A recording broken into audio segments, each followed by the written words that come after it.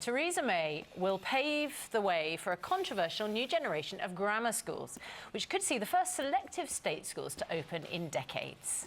Well, in the budget tomorrow, £320 million will be put into expanding the government's free school programme, funding up to 140 new schools. Many of them will be free to offer selective education after the government passes legislation allowing it. The first schools could open by 2020. Well, joining us now from Liverpool is Toby Young, a journalist who set up a free school in London. Toby, morning to you. Morning, Piers. So, look, for those who don't fully understand the difference between a state school, a grammar school and a free school, give me a little, very quick summary of what the difference is. Educate us. Well, free schools are state schools. They're entirely funded by the taxpayer. The difference is that the majority still of state schools are run by local councils, whereas free schools are set up by parents, teachers, community groups, charities, and they're run by those groups rather than by local councillors. Right, so we've got grammar school. We know that Theresa May's a big fan of grammar schools. If free schools can start to run a selection process, what will the difference then be between a grammar school and a free school?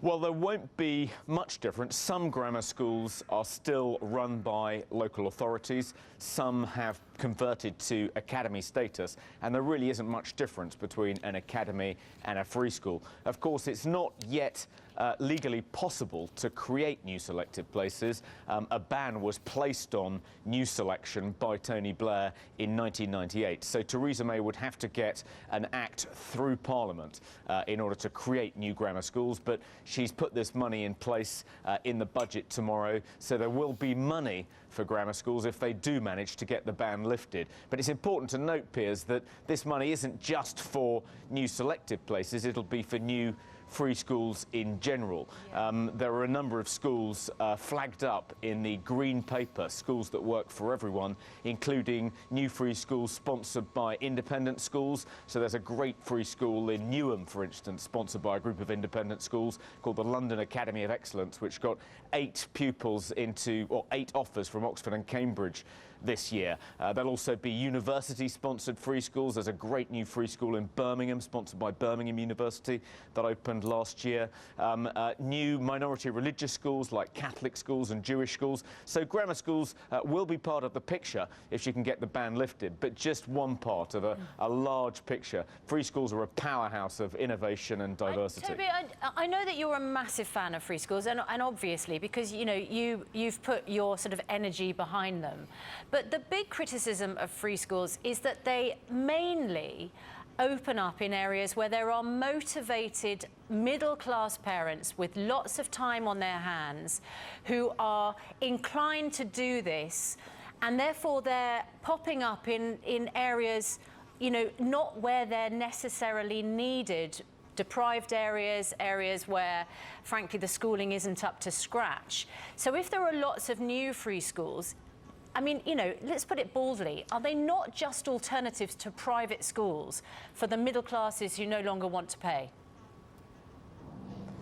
Well, to begin with, Susanna, the school that I helped set up in West London, the West London Free School, even though the group setting it up was undoubtedly middle class, I'm middle class, a third of the children now at that school are from disadvantaged backgrounds. So even if the people setting them up are middle class, it doesn't mean that the children who end up at them are middle class. And if you can provide the kind of education that those children would otherwise be getting at an independent school, if you can provide that kind of education for children from disadvantaged backgrounds, then that's a great thing. Yeah, but it's also a myth the problem for the state school, sorry to interrupt, but the problem for the state school generally is that heads argue they are being deprived of funds, that the funding per pupil is going down and down and down.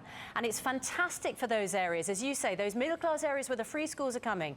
But in the deprived areas, which is predominantly working-class deprived areas, their money is being taken away.